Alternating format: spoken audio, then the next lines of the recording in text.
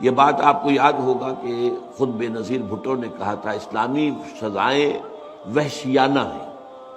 تو یہ تصور جو ہے یہ ہمارے ہاں پڑھے لکھا مغرب پرست طبقہ جو ہے وہ، میں پھر کہہ رہا ہوں، چاہے وہ اپوزیشن میں ہو چاہے حکومت میں ہو، اور چاہے وہ سرکاری افسر ہو، چاہے ملٹری اور سول بیوروکریسی ہو، اور خاص طور پر جو ہم ذرائع ابلاغ ہے ان پر جن کا غلبہ ہے وہ یہ ہے۔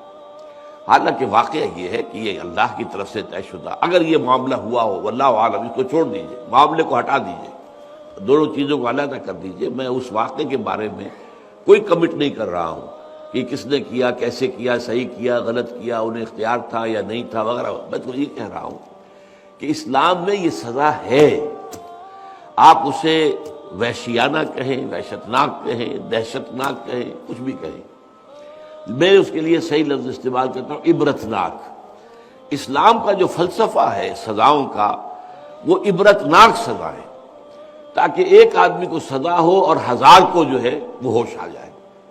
ایریڈیکیشن جو ہے کرائم کا ختم کرنا وہ اس کے بغیر ممکن نہیں ہے۔ آپ سمجھے زیادہ تعلیم ہو جائے گی تو جرم ختم ہو جائے گا، تو امریکہ سے بڑھ کر تعلیم کہاں ہوگی؟ بدترین جرم تو وہاں ہوتا ہے۔ آپ کسی اور ذریعے سے سمجھیں کہ جرم ختم ہو جائے گا تو وہ تو ختم نہیں ہوتا۔ جرم کو ختم کرنے کے لیے جو اسلام کا فلسفہ ہے، قرآن کا فلسفہ ہے، اور وہ کیا ہے؟ وہ اللہ کا فیصلہ ہے کہ سزائیں اتنی عبرتناک ہوں کہ ان کو دیکھ کر لوگوں کے ہوش ٹھکانے آ جائیں اور وہ پھر خیال بھی نہ کر سکے اس جرم کے ارتکاب کا۔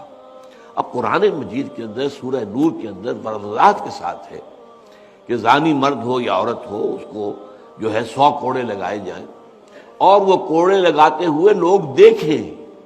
یہ بھی وہیں پہ الفاظ موجود ہیں، وہ دیکھیں گے تو پھر عبرت ہوگی نا۔ اور اس کا فلسفہ کیا ہے؟ اگر میرے اس ہاتھ کو گینگرین ہو جائے، آپ کو معلوم ہوگا ایک مرض ہے جس میں کہ یہ زہر آلود ہو جائے اور گل جائے، اور خطرہ یہ ہو کہ یہ اب زہر اس سے پورے جسم میں پھیل جائے گا، موت ہو جائے گی، تو ہاتھ کاٹتے کہ نہیں کاٹتے؟ یہ ہاتھ کا کاٹنا یہ وحشیانہ عمل ہے یا رحیمانہ عمل ہے؟